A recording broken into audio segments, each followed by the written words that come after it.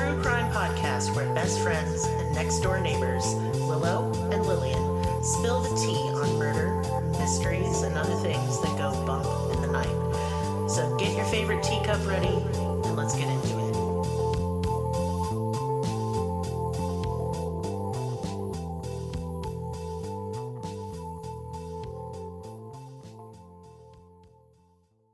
Welcome to Cruelty Podcast. This is Lillian, and with me is Willow. And since this is take 2, I'm skipping everything I had said previously. You'll never know what it is.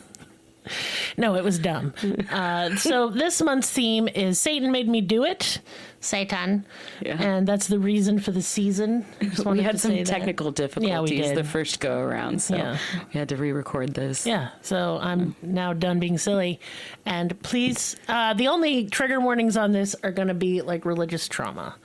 Yeah. Mm-hmm. Oh, and murder, but like I'm not trigger. It's a true crime podcast. We're not going to trigger warning the murder. Yeah.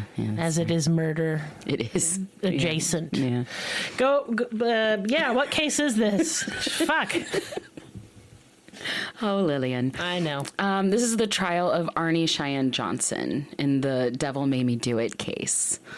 Very appropriate. Very appropriate. Yes. Apropos, if you will, for this month. I won't. She will not. So this story, this case, it was actually the premise for the 2021 film, The Conjuring 3, The Devil Made Me Do It, which I've never seen any Conjuring movies. For some reason, I've covered a lot of cases from Conjuring movies, but I've never actually seen them. In the other recording we did of this episode, Lillian went on a rant about The Conjuring.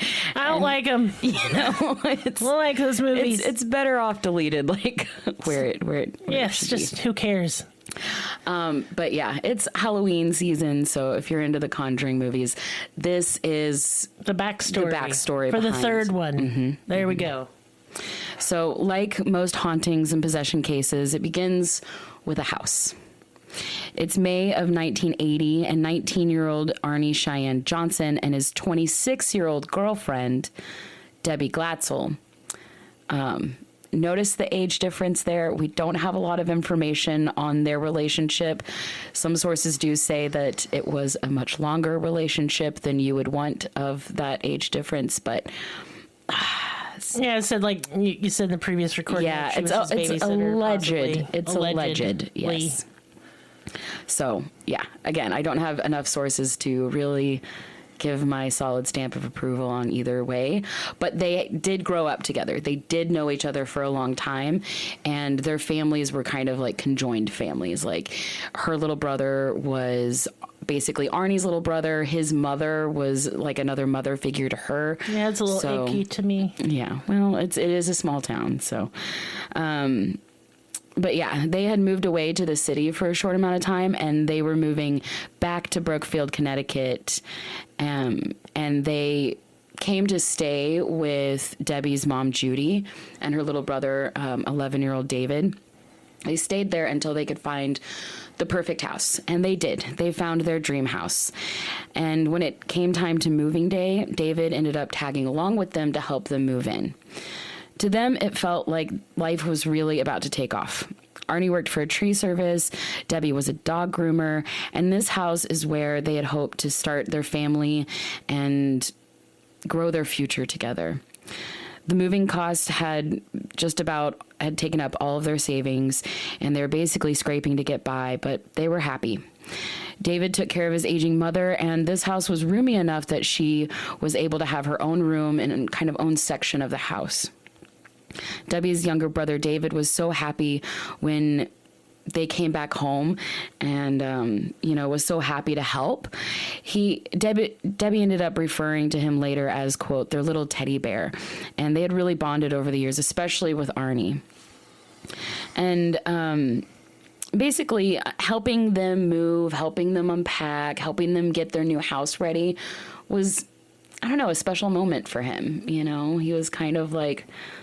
It was almost like passing the torch. Like, you're leaving my house, you're moving on and starting a family. So David was a really enthusiastic kid. He loved helping. He loved having a job to do. He was always really happy to see them and constantly smiling, constantly cheerful and positive, and a very kind and gentle child. His tasks for helping them move in were pretty simple: clean each room, wipe everything down, dust, and sweep. So just to kind of prepare the house for moving all of their things in and unpacking and all of that. David was sweeping a bedroom when all of a sudden the broom dropped, and he just ran out of the house in a complete panic. Oh, dear. Debbie chased after her brother to see what was going on, and he said, "He pushed me." She's like, "Who pushed you?" And he's like, "The old man pushed me." Ooh. He described him as a, quote, an old man with a white beard dressed in a flannel shirt and jeans. She tried to reason with him and remind him that they were the only ones in the house, but he refused to go back in there. She was frustrated, thinking that he was just being an 11-year-old kid, and was like, "David, come on, I've got things to do. If you don't want to help, just say so." But David said, "No, I'm not going back in there." So she left David sitting outside while her and Arne continued to move their things into the house. Arne noticed him just sitting there, but he figured he was just bored or, just being a kid. Yep. But David never went back into that house. He refused. He just sat there the whole rest of the day while they unloaded everything, and just sat there terrified. And this wasn't like him. This was completely out of character. When it came time to leave, he ran to their car, and Arne and Debbie took David back to her parents' house, where there was still a lot of stuff to move over. So they were like, "Well, we'll stay another night." And, her mom was like, "You can stay as long as you want, obviously." Yeah. So, they kind of relaxed and, had plans to continue moving the next day. They settled in as normal. They had dinner. They talked to Judy. But David was still really messed up from the experience at the house. He was distant and quiet, standing in the doorway with a dark demeanor. He kept saying that he was seeing the old man and he wouldn't go away, and now he's speaking to him. Oh, God. He said that the old man told him that they shouldn't move into that house, and if they did, he'd hurt them.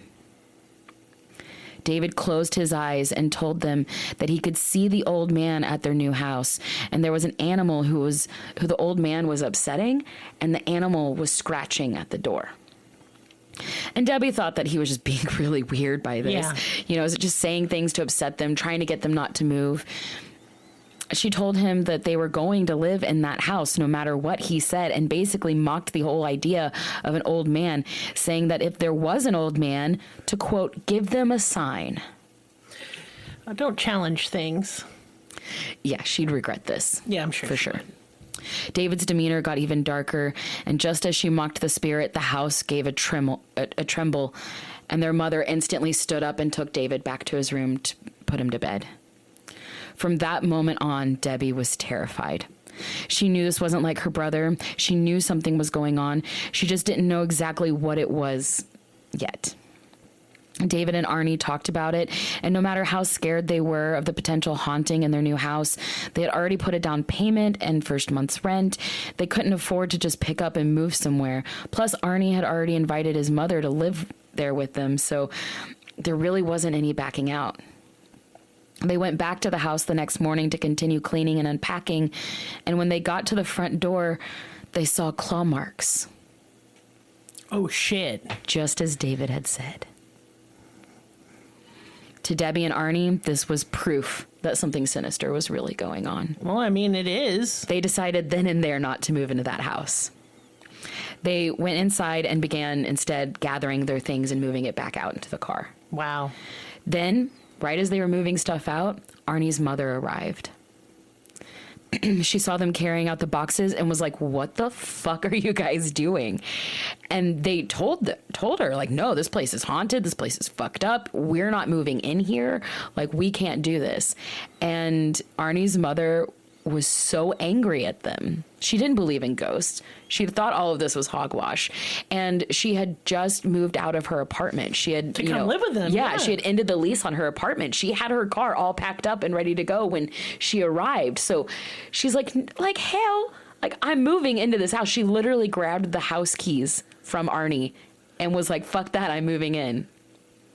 I mean, I don't blame her. I I see don't. both sides. I see both sides, but like I would stick with it. Ain't no ghost gonna make me leave.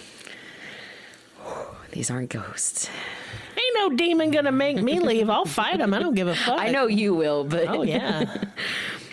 So yeah, Debbie didn't want to step foot in that house ever again. So the two of them went back to her parents' house. David's condition continued to worsen. That night, he woke up in the middle of the night screaming, quote, "He's coming for me. He's coming for me." And just like in full hysterics. Debbie and Arne rushed to his side trying to comfort him. David told him that the old man only appeared to him as an old man during the day, but at night, he comes as a beast. Ugh, rude. Yeah.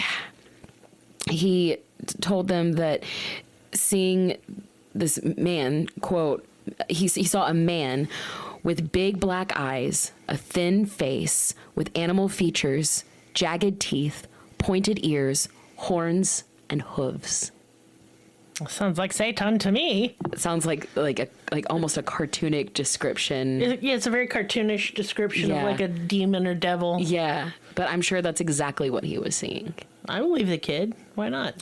He was absolutely trembling with fear. Debbie tried to console her brother, telling him that they would look after him and protect him throughout the night. Arnie's heart broke for David. He could tell how frightened he was, and he just wanted to help in any possible way. The next day, they tried to get out of the house and get their mind off things. Once they were out and about, David was happy and everything seemed wonderful again. David seemed like the old David, like before the encounter with the old man. But as soon as they got back to the house, David froze. He wouldn't enter the home. Arne asked him what was wrong, and David replied, "I can't go in there. He's in our house." Arne told him that he would go check and, make sure that the house was secure. His mother and sister stayed outside with him. And Arne went through the entire house, room to room. He turned on lights, opened closets, checked the bathrooms, double-checked everything to make sure that David could feel that much more safe. He came outside to tell David that the coast was clear, that there was no man there, but David was still frozen. He told him that the old man was still in there, but Arne reassured him that he was right there with him. He put his arm around little David and told him that he would protect him. That night, his mother tried to soothe him to bed, reassuring him that everything was fine and that they were all going to be there to make sure that nothing would happen to him. But David was persistent. He said, "That old man is still here." He tried to get some sleep. He tried to brush it off, but in the middle of the night, things got much worse for David. Not long after he had fallen asleep, the whole house was alerted by his screams. Everyone rushed to find David under the covers, screaming for help. Arne asked what was wrong, and David yelled that the spirit was going to hit him. They barely had a moment to second guess what he had said when an invisible force began beating David. Oh, God. The wind was knocked out of him, and you could hear it. And then Jesus. he hit the ground. David screamed that the entity told him that he was going to take his soul, and they watched in complete horror as David's body was seemingly kicked around, grabbed, punched, choked. They could even see the impressions left behind of the invisible fingers squeezing around his neck. Damn. As David tried to claw at his neck to get this hand off of him as he's gasping for air. They tried everything they could to stop it, but the force was too powerful. They could see where he was being hit. It would turn red and then become bruised right before their eyes. He was being tossed around like a rag doll on the ground. They got him into bed. They surrounded him and told him and held him while he fought and fought and fought the spirit. But it was too strong. Eventually, he collapsed and the energy subsided, and everyone tried to get what little rest they could for that night. Jesus. The next day, David woke up with bruises and scratches all over his body. Judy and Debbie went to their priest and told him everything that they had witnessed the night before. The priest told them that it was likely not a ghost, but a demonic possession. He said that before the church got involved, he needed to investigate the home. But until he could get there, he sent them home with candles and holy water, thinking that would help. It don't ever seem to help much in the case of actual real demonic possessions in people or houses. They just sort of laugh. Yeah, exactly. Yeah. That night, the spirit attacked poor David again. He lay writhing in his bed, the spiritual beatings stronger than ever. His family gathered around him, candles lit, crucifixes around their neck, holy water at the ready, holding hands, praying hard over and over and over and over again. But it only seemed to make it worse. David started gasping for air, and it was as if someone had their hands around his throat again and he couldn't breathe. Judy rushed to call the priest. He said that he'd be there to bless their home the next morning. But they need help immediately, sir. Yeah, that's why I'm calling. But just like the night before, after the spirit had done torturing David and, he kind of fell unconscious, all went quiet and they were able to finally get some rest. The next day, the priest did come that next morning to bless the home, and afterwards the family felt a lot better. The air felt lighter, and it felt like they were actually under some sort of protection. They could actually breathe a little bit easier, but the priest wasn't too sure of how long the protection would hold. He knew that what was attacking David was demonic, and he wasn't sure if he had the capability to truly get rid of it for them. So he called upon his two friends, demonologists, Ed and Lorraine Warren. I hate them. It's one of those things where if you say this in front of Lillian, she has like a physical reaction. If you say Ed and Lorraine Warren in front of her. And they're dead. I can't fight either one of them. Look, y'all, I will do a Patreon episode on them this month, which will explain why I do not like them. Because they're in all of the Conjuring films, I believe. Oh, of course they are. They love inserting themselves into every little which way. Listen, no one's a bigger enthusiast of Satan and the paranormal and demons and UFOs and all that good shit. Y'all know I just eat it up. But do not like opportunistic snake oil salesmen, charlatan assholes coming into a situation where people need actual help and then making things worse for money and fame and clout. Yeah, they suck. Right up.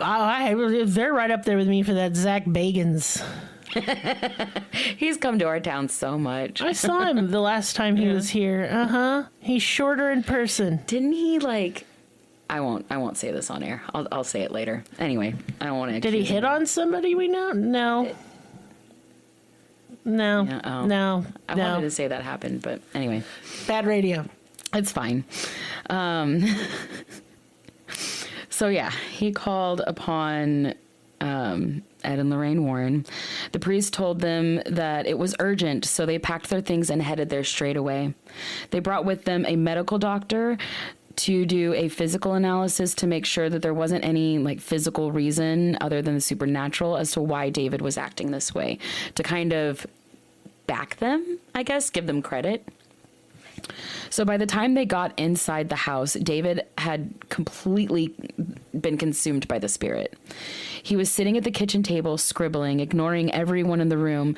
When Lorraine introduced herself, he lifted his head very slowly, and in a deep, growling voice, he said, "I know who you are." Lorraine said that when he lifted his head up, there was no longer David. Now, as they were very first approaching the steps to the house, before they even entered the house, Ed stubbed his toe, stumbling a bit on the way up. Good. And so did the doctor behind them. And it was kind of just a really quick moment. They kind of had a chuckle. They made jokes together about it. Just real quick, before they knocked on the door and introduced themselves. But they were standing there, having just introduced themselves to David. They were standing there, and David kind of just snaps for a second, he snaps out of it, and he looks directly at Ed and says, "You tripped coming up the stairs tonight." Nobody would have known that happened except for them. So Ed asked him how he knew that, and David said, The beast told me. Ah, the beast, yes. On that note, he promptly turned around and was like, okay, family meeting. And he brought the whole family into another room while David and Arne stayed at the table, kind of just like keeping busy. And Judy and Debbie basically caught them up on everything that had happened. They told them about the scratches on the door, the attacks at night, the descriptions of the monster, and the spasms and convulsions that he was having, clearly being choked and bruised right in front of their eyes. The doctor told them that there was no physical reasons why David would be acting in this way. His mental and physical condition seemed to be normal as far as he could tell. They knew that this was demonic activity. Lorraine, being a clairvoyant medium, Yes, indeed, said that she knew that before entering the house that there were many demonic presences. By the time she left, she estimated about 40 individual demons were around David and the entire house. Okay. How do you count them? Yeah. See, here's the deal. Like, as somebody who's like, I've seen some shit, y'all. I've seen some fucked up shit. And it really just boils down to, if there's like some demon-y shit going on, there's no help you can give anybody, because you have to let that shit in the first place. So if you want it out, you have to be the one to get it out. And so, like, why would there be that many there? Like, it just, I don't know. I find them both very ridiculous and absolutely opportunistic. And they said later that they exorcised 42. Oh, okay. They counted. Yeah, like, did you do a head count? Do you want a cookie? No, you want like $1 bajillion because you're a bitch. That's why. Oh, we'll get to it at the end. Oh, I know we will. So they basically explained to them the difference between a haunted house and a demonic possession. The fact that this entity traveled with David showed them that it was in fact demonic. Debbie asked if they moved to another state, if that would help, and she later said that that's the difference between a haunted house and haunted people. Haunted people, these things follow you. And then Ed went to visit with David and did one of the very first things that you should never, ever, ever, ever, ever do during a demonic possession. He approached David and confronted the spirit personally, addressed him, and basically asked him to perform in order to prove himself, mocking him, saying that he probably couldn't do anything anyways. David told him that he said that that the beast said that he could throw him through the window right now if he liked. And Ed said that he didn't believe him. Well, it's going to throw your ass around. And David just smiled. A very dark and twisted smile. Ed and Lorraine, and pretty much as soon as he smiled, everything in the house started to shake. Yeah, don't piss it off. So, yeah, on that note, Ed and Lorraine were out of there. They were like, okay, time to go. Thanks. Thanks, demonologist. You just fucking pissed off. You just stirred it up and now you fucked up. And you left an 11-year-old there. Here's the deal. To deal with your repercussions. I believe in possession. I've seen it. Yeah. But where did we take him to any psychologist first? Exactly. We didn't. And that is so unprofessional and so scary. People have died during exorcisms. Absolutely they have. Yes. It makes me mad. Right. But go off. Just make movies about these turds. That's fine. Yeah. Yeah, and I don't know, why they didn't actually try to do anything other than gather information while they were there. That's literally all they were doing, was just gathering information.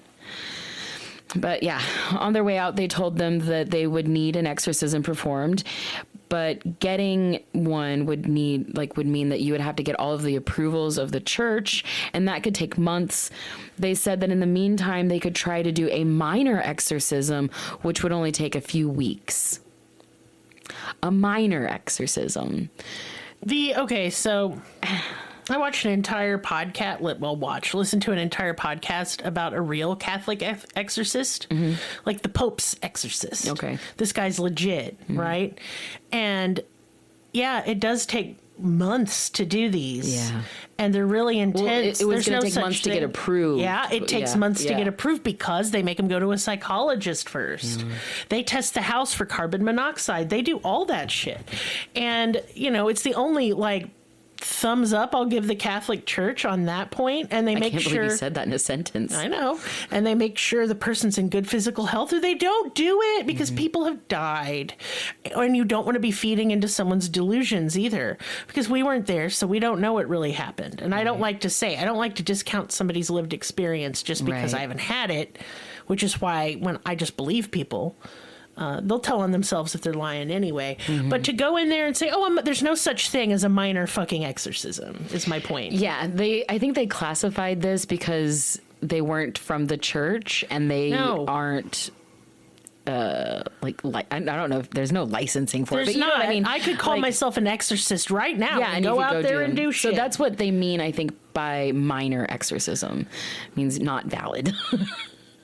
I guess. I hate these people. So the activity with David worsened, as you would expect. The spirits in the house grew restless, and things began to move more and more throughout the house. Noises in the attic grew louder. The dishes would rattle. Doors would slam. And it was just an absolute nightmare in that house, pretty much 24/7. The attacks and visions and possessions were now happening during the daytime. David would growl and hiss and speak in a deep, otherworldly voice, sometimes speaking in Latin and reciting scriptures, even reciting lines from the book Paradise Lost, which I'm pretty sure you know what that one is. Yeah. It's Satan fan fiction. Yeah, but it's like from the 1600s. Yes, it's like a by book Milton. It's a book of poems, basically. Yeah, about the fall of man, the fall of fucking Lucifer, Adam and Eve, and all that. And then whoa, no, now we're in hell. It's all that stuff. Yeah, it's very fun, and actually, where we get most modern ideas of the devil from. Oh, really? Indeed. Nice. Well, yeah, this 11-year-old boy just started like quoting that book.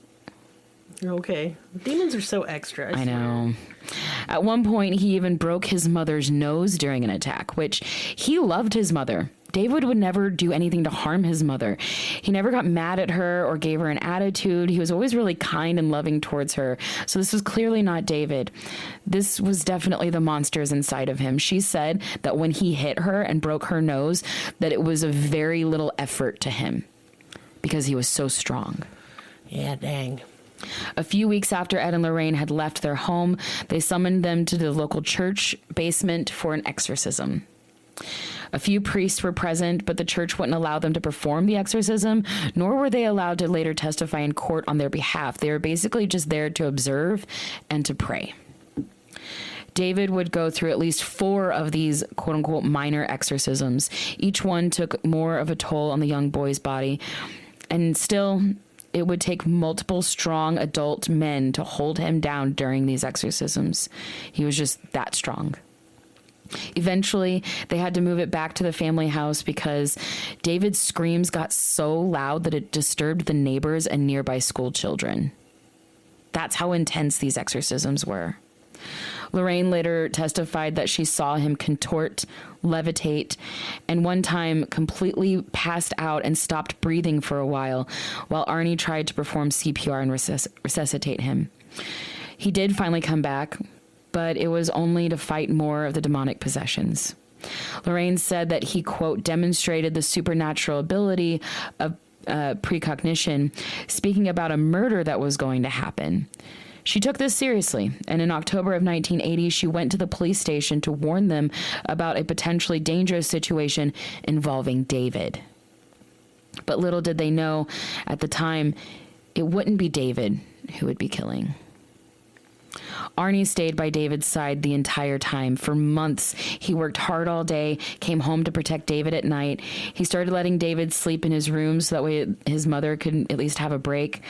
He stayed up with him throughout the endless nightly beatings from the invisible monsters in his room. Finally, after all the exorcisms and seeing David become so sick and in so much pain from the constant torment, Arne had had it. During one particularly violent attack, Arne couldn't take seeing him in pain anymore, and he felt so helpless. He turned to the spirits directly and told them to mess with him instead of his little buddy. And so they did. And so they did. Mm-hmm. After that, he began getting attacked. He tried to leave in his car to go to work the next day, but he couldn't control his car. The steering wheel wouldn't turn. His doors wouldn't unlock. the key wouldn't turn off in the ignition. All of a sudden, the car lunged backwards straight into a tree. Luckily, Arne was, not hurt by this, but he was definitely fucked up. Yeah, I'd be scared. But he was convinced that he needed to go back to their rental property. Not only was his mother presumably still there, during one of the recent encounters, David had mentioned seeing the man beast next to a well on the property. Arne and David swore that they never saw a well there, but after things that David had said later became true, they thought that it was best to check it out. So when they got back to the house was empty. Apparently, it was too much for his mother as well, and she ended up moving out without saying anything. It was literally deserted. Arne had Debbie check the rest of the house just to make sure everything was okay. And while she did that, he went searching in the backyard for this well. He did end up finding it, and once he got close, he was completely immobilized in a trance. He saw the demon beast just on the other side of the well, and he made eye contact with the beast. And he said later that as soon as he made eye contact with the beast, he fell unconscious. Now, for some reason, so have you ever watched the A Haunting series? I used to watch them just to have something to go to sleep to at night, but they did an episode on a haunting called Where the Devil Dwells, which was all firsthand accounts and interviews. I feel like I've seen some of them and I just don't remember. Mm-hmm.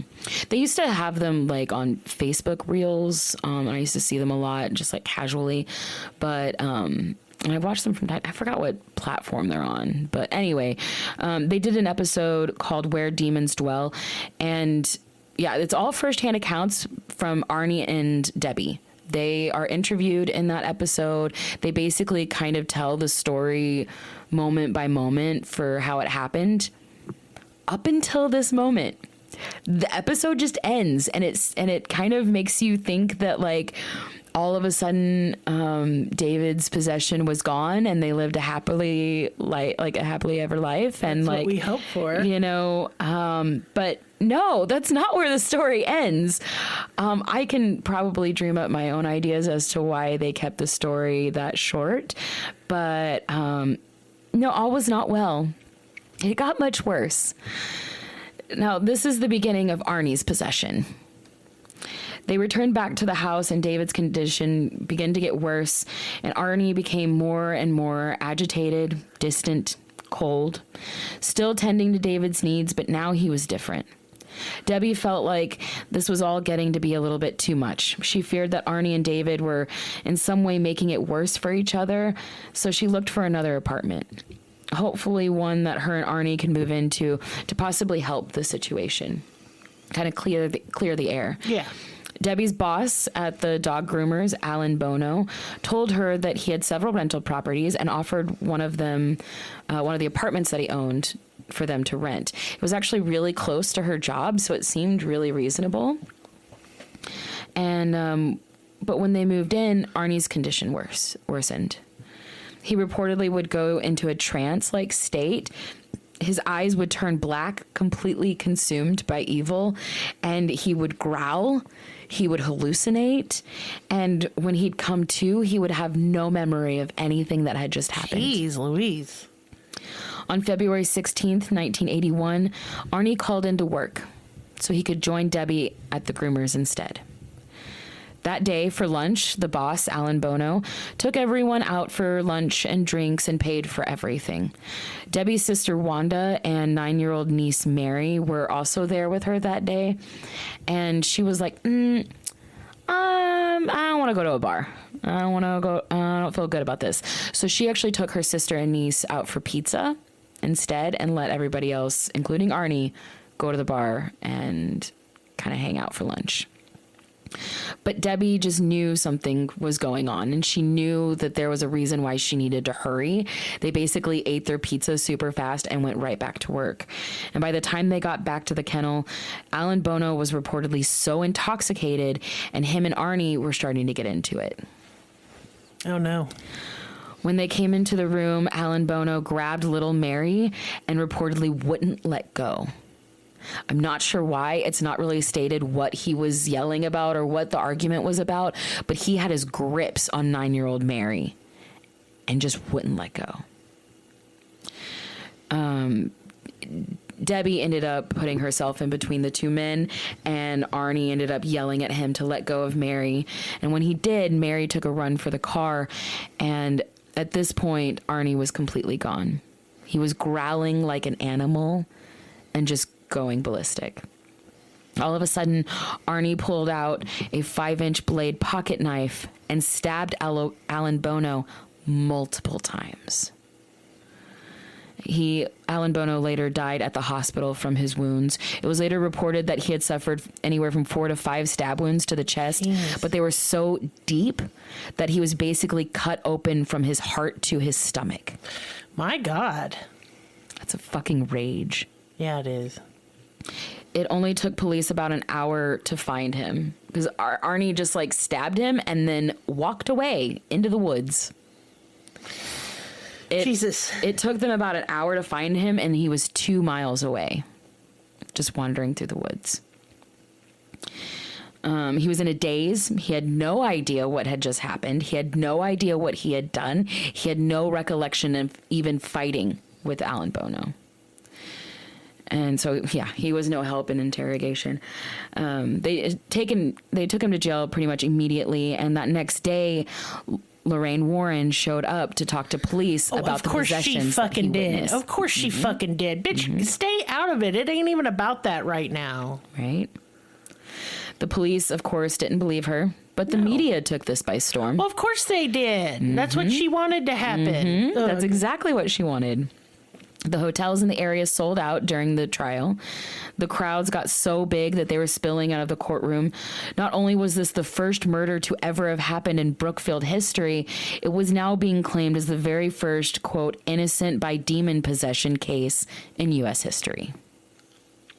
Arne's lawyer, Martin Minella, decided to help Arne and do the whole thing pro bono.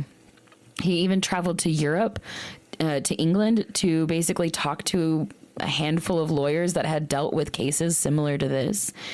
And he wanted to bring in an exorcism specialist from Europe to testify as well. He tried to get the priests that were there at the exorcisms to testify, but like I said, the church wouldn't let them. They went on trial on October 28th, 1981, and Martin addressed the courts by saying, quote, "The courts have dealt with the existence of God. Now they're going to deal with the existence of the devil." That's very melodramatic. The judge wouldn't hear it. Like, he was just like, no. Absolutely not. Yeah, he completely threw out the, quote, not guilty by virtue of possession plea due to lack of evidence and scientific data. Very good. So the defense tried to make it seem like Arne instead acted in self-defense. The trial took weeks, and it took over a cumulative 15 hours over a 3-day period for the jury to deliberate. Arne was convicted of first-degree manslaughter and sentenced to 10 to 20 years in prison. He ended up only serving 5 of that sentence and was released on good behavior. When he got out in 1986, him and Debbie got engaged. The two wed and apparently lived. Huh? Stand by your man. Yeah, she does till the bitter end. She really, really does. And they apparently lived a very happy and demon-free life together. Wow. She actually died recently of cancer shortly before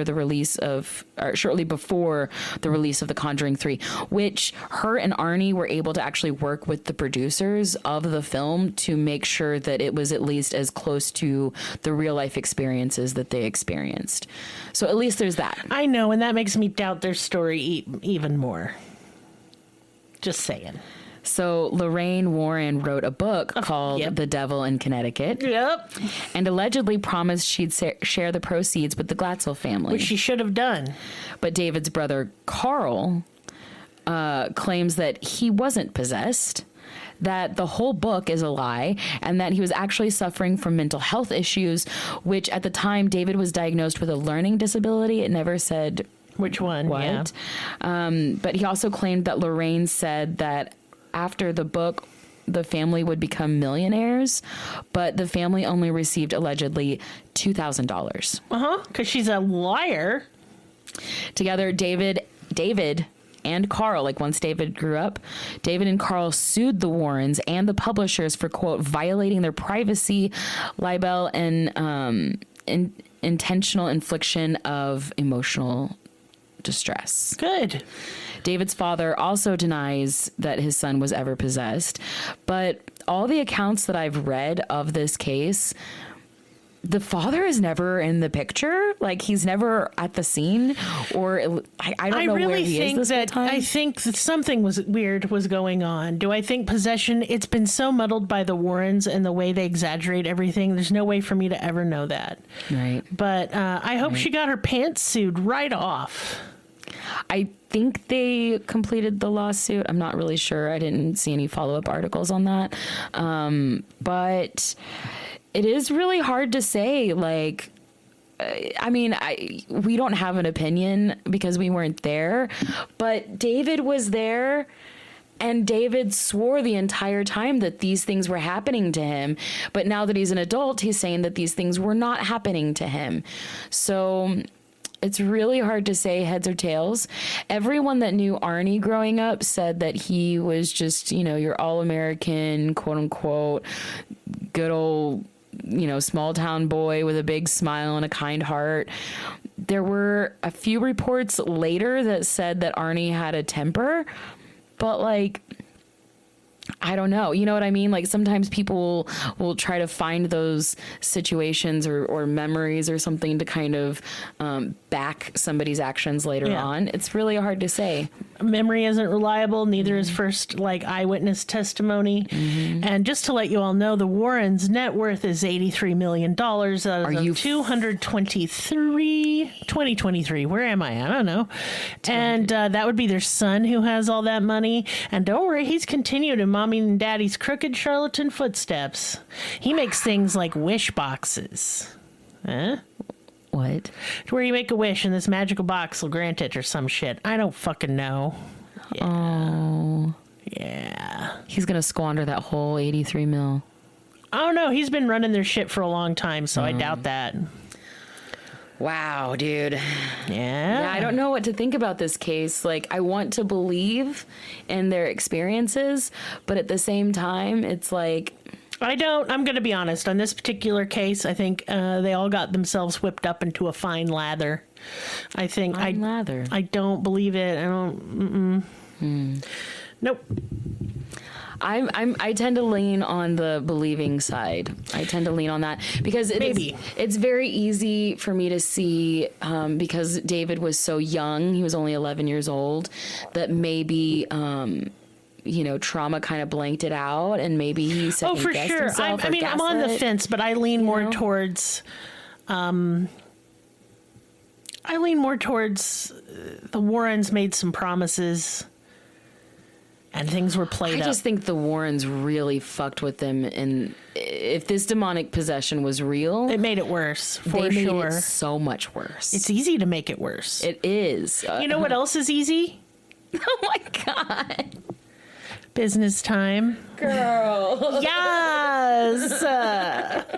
It's a business time, and I don't have a lot. Socks on. I ain't got no socks on. I'm barefoot in this bitch. Anyway, I make soap. Pretty soon it'll be up on the website. If you want to get it cheaper before I put it up on the website. It won't be on the website. And it'll be on the website for 2 seconds. Yeah. 2 seconds. Like, I'm almost sold out now. I had to make extra soaps. That's always fun. Not complaining. But I have all kinds of cute stuff. Once you see it, you're going to want it so bad. You should just trust me and get it now.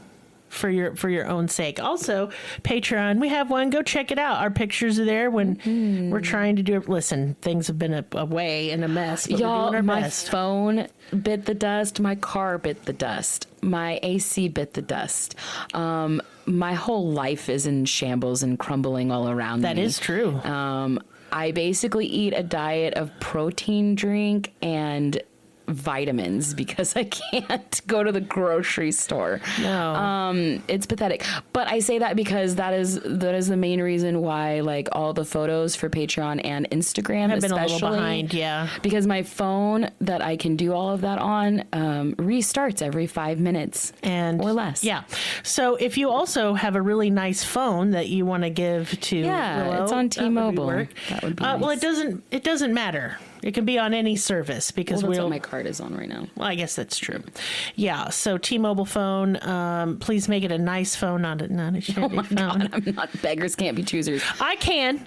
You're not the. You're the beggar. Y'all, I'm the having to chooser. rebuild my life after like so much bullshit. So I thank you for your kind words. I thank you guys for reaching out to me. For those that can help and have helped and will help and do help. Y'all are blessings beyond measure. And Thank you. I know a lot of people are going through it right now too. And to you, I say cheers. Yes. I don't know how we're getting out of Same this, fam. but we're going through it together. Yeah, solidarity. Solidarity. So also, I'm still doing tarot readings, star charts, all that good stuff. If I owe you a tarot reading, don't worry, it's coming. I was sick in bed with a sinus infection, but I'm fine now. I need to download. I have like a Wi-Fi phone that I'm using right now, and I need to download Discord again so I can get back with you Yeah, get guys. in there. Get in Discord. I miss y'all so much. I just feel like it's chat. been a tornado lately. So Yeah, come chat. It's very fun. Other than that, we have merch. Also, go get some. It's good time for merch too. It's October. Yeah, get you a hoodie. Yeah, get you a hoodie, girl. But also, if all you can do to support this podcast is listen, please know how much I appreciate it. Thank you so much. I'm sorry, I can be more entertaining during business time. My sinuses hurt real bad. I think I'm trying to start another nosebleed. So That's I'm going gross. to, it's fucking gross. So I'm going to run away. But I love you very much, and we'll see you next time. Bye-bye.